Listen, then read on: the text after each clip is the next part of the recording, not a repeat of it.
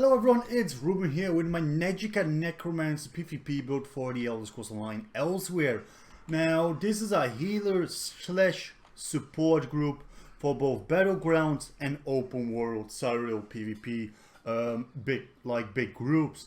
Now, there are two setups I run and I will add to the website.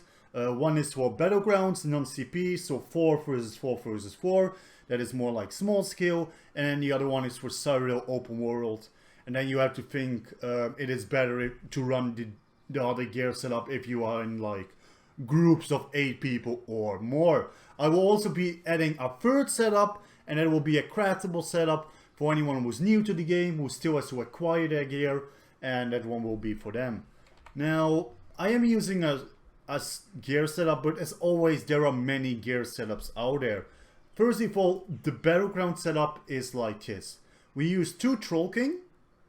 Very nice. When you heal yourself or an ally, if they are still below 50% health, their health recovery is increased by 5048. Very useful, especially for yourself as well, because people want to kill the healer. If you are a healer, you are a target in PvP. And because of that, not only having a high resistance is important, but that health recovery really can help you out. On top of that, adds 4% healing done. We use 5 Necropotents. I currently have a setup of 5 light and 2 heavy because I only can do that because the 5 gear slots I am using only comes in light. However, I would probably still go with light even if I could go heavy, because the resistance we will get on this build buffed up is good enough for PvP. So 5 Necropotents. On the big pieces, so legs, chest and head, I would go with the tri-set enchantments, so health, stamina, magicka. And on the smaller pieces, increase maximum magicka. And I also have impenetrable on all pieces. You want that crit resistance because again, you will be targeted as a healer. Now the next set is Fenris. I like to check out part of the Wisdom of Fenris set. You know, I just like to check out something else. But there are so many good healer sets out there. For example, Granak's Hope is out there, Spell Power Cure, Worm's Raiment, Sanctuary, Healing Mage, and a couple of more are out there. You could even go and choose to go with Shackle Breaker if you want. If you really want like that stamina recovery, if you struggle with that, then you could choose to go with something such as Shackle. So all of them have the protective trait on the jewelry, and 2 spell damage and 1 reduced magicka cost. Sustain is not too much of an issue at all with this build, and the increased spell damage is not only nice for our AoE attacks slash debuffs, but it's also nice to increase our healing done a little bit. Now the healing bar, that is our restoration staff. So here we go. We have absorb magicka enchantment. Well, I mean, this is just a very standard enchantment, but to be fair, you could go with something like that if you want the increased restoration from magicka. However, you could also choose to go with increased spell damage to further increase your healing done. And the trait on it is powered, increases healing done by 9%. Now the sword and board bar, I also have absorb magicka enchantment, but that is just because I'm on the public test server at the moment. But really, it is kind of up to you. You know, you could also go increased here, but that wouldn't really help you. And to be fair, our sword and board bar we rarely use. Our sword and board bar is really our buff bar, and we only use it to like fall back to have increased resistance. You could even maybe go absorb stamina on the back bar, up to you really. Because like I said, you will not really be using any sword and board attacks at all. And that is why we also have the defending trait on this bar, because this will increase our physical and spell resistance, and we have impenetrable on the shield. You can go for sturdy if you liked it more, and we have a maximum stamina enchantment. Maximum stamina enchantment just comes with it, but it's better to go with maximum magicka, of course. I just forgot to trait enchant that one. Now, attribute points, I would put all in magicka, all 64 points in magicka. You will have more than enough health, even in non-CP. I mean, we have Emperorship bonus at the moment, so the maximum health will be lower. You gotta keep in mind, this is not our maximum Magicka as well. If we use our Spirit Mender, which is considered a pet, then you can actually see our maximum Magicka, which is almost 40k. Boom, we have the Lady. Now you can choose to go with the Lady if you want to increase spell and physical resistance. Kind of depends how much you get targeted in PvP, but you can also choose to go with the Atronic or the Mundus, such as the Apprentice, if you want some more increased spell damage. Again, all up to you. There is also a Mundus, other Mundus stones such as the Ritual or even the Thief Mundus, which increase your crit chance and make you like have more crit heals, and also for the supportive abilities. That is up to you. It really is. You know, there are so many options, and as always, I built something you can check out and use for inspiration and adjust to your own liking. Okay, so the food we are using or drink is Witchmother Spot and Brew. I mean, increased Magicka recovery, max Magicka, and maximum health. So that is all very useful. I really like it, and I'm also using it on this setup. The Boon, well, I myself am using the Lady at the moment because that will just bring me to get the resistance over 32k without sword and board bar. But again, it is totally up to you, up to your group, how your group is, and everything else. It can vary it so much for each person and player. Now the skill, or well, the race first. The race, without a doubt, I really would recommend the Breton. It not only has a great Gift of Magnus, increase your maximum Magicka, increases your spell resistance. This effect is doubled if you are afflicted with Burning Shield and Magicka recovery, but also Magicka Mastery, which is so good for sustain wise, reduces the Magicka cost of your abilities by 7%. And spell attunement is especially nice in PvP, where if you go CP, because you can get to the physical resistance up to the same level as your spell resistance by using your CP. So I really, without a doubt, my #1 recommendation would be the Breton. It is really good. Other good races as well could be something like Agonian. They are very nice with the passive, such an additional use. You could also go with High Elf if you want to, and Khajiit. Those are some of the other races you could look into too. So let's get started first of all with our restoration bar. Now, #1, I have Healing Ward. Healing Ward is especially nice in stuff like Battlegrounds.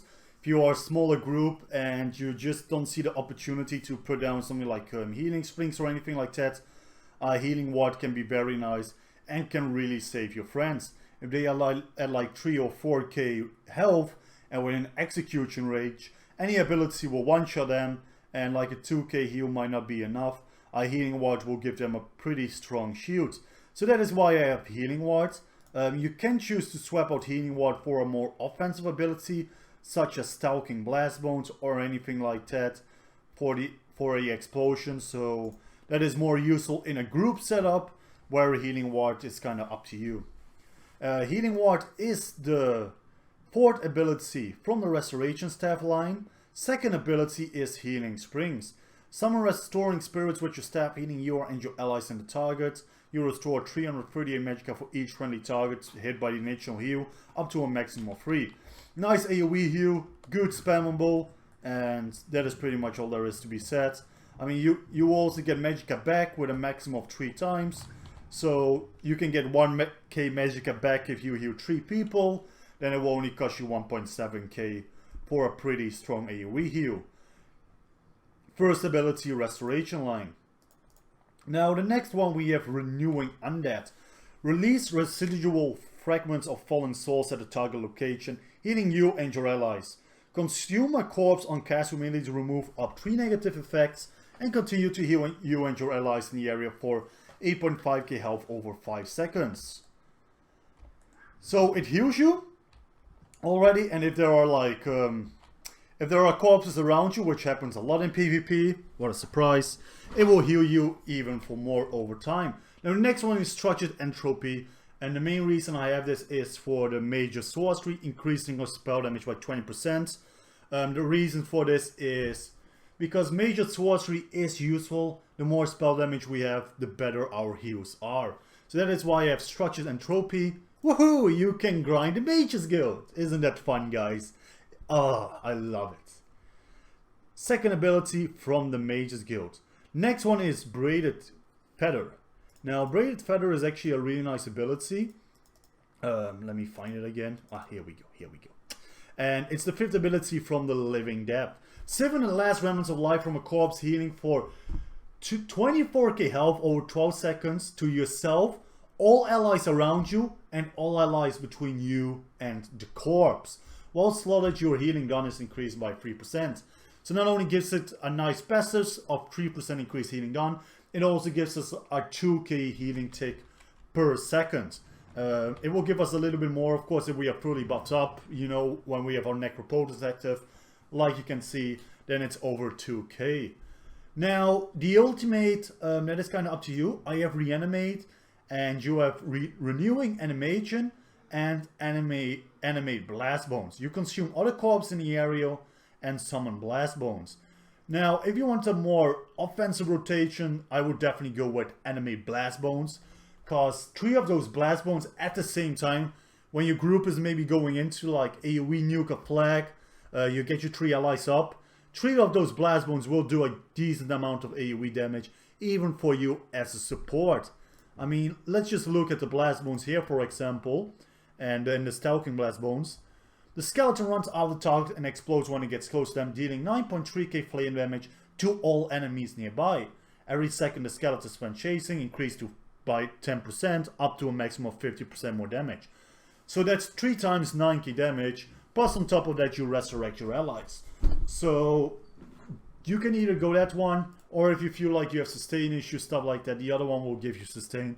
Personally, I would go with Animate Blast Bones instead of Renewing Animation, which gives us 5k magic and stamina, because our sustain is good on this build, and we also have an ability for sustain.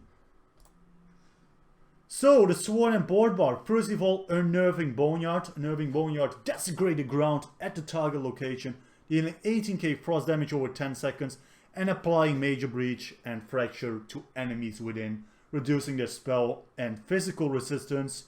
Consume a corpse and cast to do 20% more damage. So, not only does it deal a decent amount of time over time, the main important thing is the Major Breach and Fracture that you apply to enemies. Plus on that, people can activate the synergy, dealing another 9k. The second ability, Unnerving Boneyard, by the way, can be found as the third ability from the Gravelord. Now the second ability is Deep Thoughts. It's not necessary to run it. It's optional, because I know it can be a pain in the ass to grind the Psychic Guild. But on the other side, Deep Thoughts is really nice. Focus your body and mind into a meditative state, healing for 2.1k health and restoring to Magicka and stamina every 1 second. Just really nice if you are doing some AoE line of sighting, if your group is running, buying something and preparing to go in, and you are a little bit low on resources, you can just quickly activate it and get some resources back. You know, I mean, even if it's just 2 or 3 seconds, that can be like 3k stamina and Magicka. So it is a really, really useful ability in terms of sustain. What an ugly sword this is, by the way. Have you guys seen this? Oh wait, I should continue the build video, of course. So yeah, Deep Thoughts. If you don't want Deep Thoughts, you know, you can keep your Healing Ward if you want, and then you could slot something as Talking Blast Bones on Deep Thoughts. Or you can put even something as Ryusech Skulls. Though I personally wouldn't do it. I really would try and get Deep Thoughts myself. Another one that you could get though is Bitter Harvest. Bitter Harvest is very nice. And then you could go for the one giving you major protection. Or you could go one for the ultimate. Really depending. Like if you go for the one with ultimates, this one can be very useful if you're running a really good group that doesn't die a lot. Because that way you will get much more ultimate points and you can really spam stuff like Colossus and Renewing Undead. Or Reanimate, I mean. So the next one is Beckoning Armor. Beckoning Armor is, in my opinion, a must. Beckoning Armor, why the Beckoning Armor? Well, it grants us major resolve and major wards, increasing our physical and spell resistance, blah blah blah. while active enemies that strike you with ranged attacks will be pulled towards you once every 3 seconds. If you run a big group, or do group PvP in general, it is really nice if you pull like ranged attackers inside your group, because then they are near you and you can quickly kill them. So that's why we go with Beckoning Armor. Second ability from the Bone Tyrant line. Mystic Siphon. Mystic Siphon is really good. Finally drain the last spark of life from a corpse, dealing 17.5k shock damage over 12 seconds to all enemies around the corpse and between you and the corpse. You also restore 3k Magicka over 12 seconds. While solid, your damage done is increased by 3%. So that is the 5th ability from the Grave Lord. And last but definitely not least, this one is a must as well. The Spirit Guardian is really, really important too. The spirit heals you or the lowest ally around you every 2 seconds, restoring 2.4k health.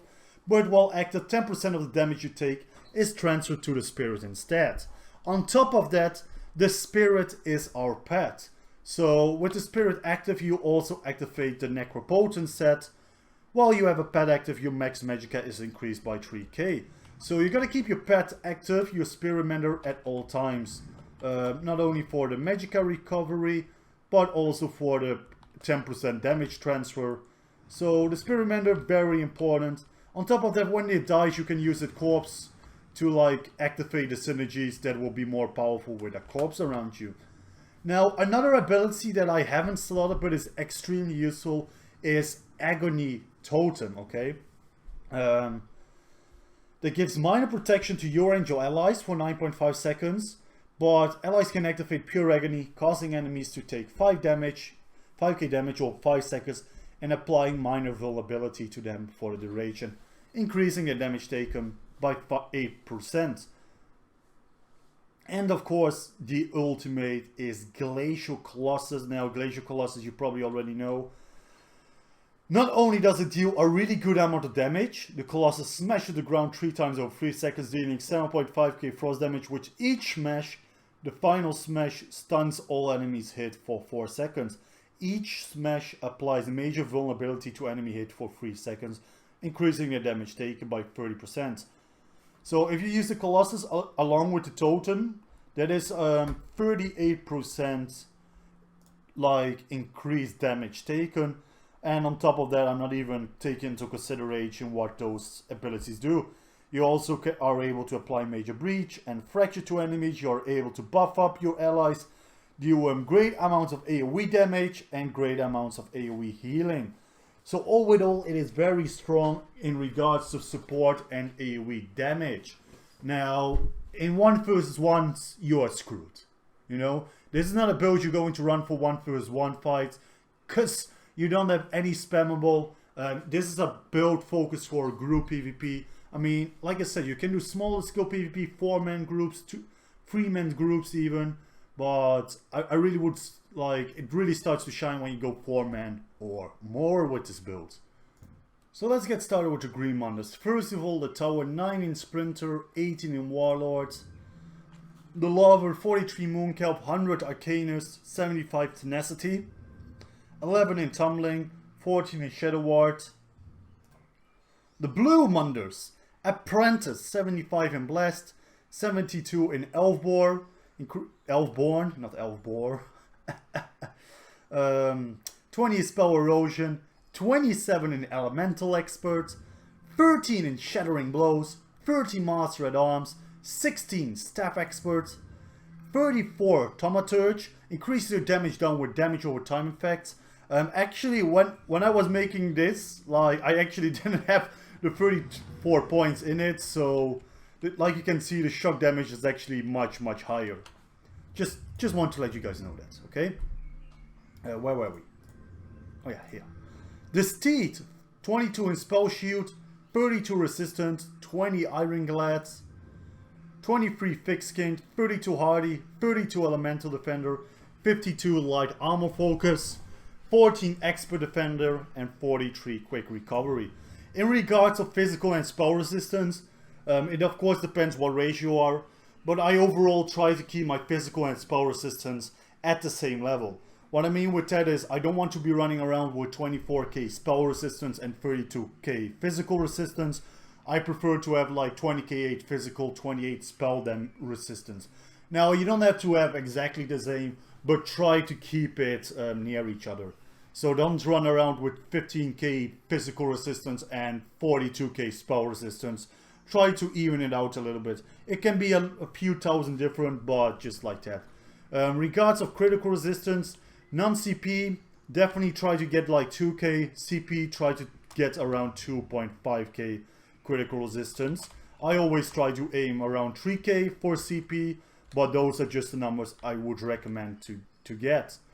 Now, how this build really operates is, you know, to do AoE healing, you use healing springs, renewing undeath, and you keep your braided feeder up. Make sure at all times your structured entropy is up and your spirit guardian.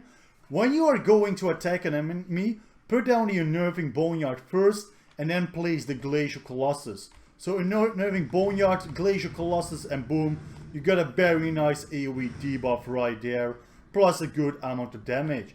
If your team then goes in like AoE bomb, it will do a lot of damage, and most people could not take that damage. Now, if the fights last longer, if your team is going in, you know, and it is a clash between groups, you can use something like Braided Feeder to heal your group, and you can also use like Mystic Siphon as well.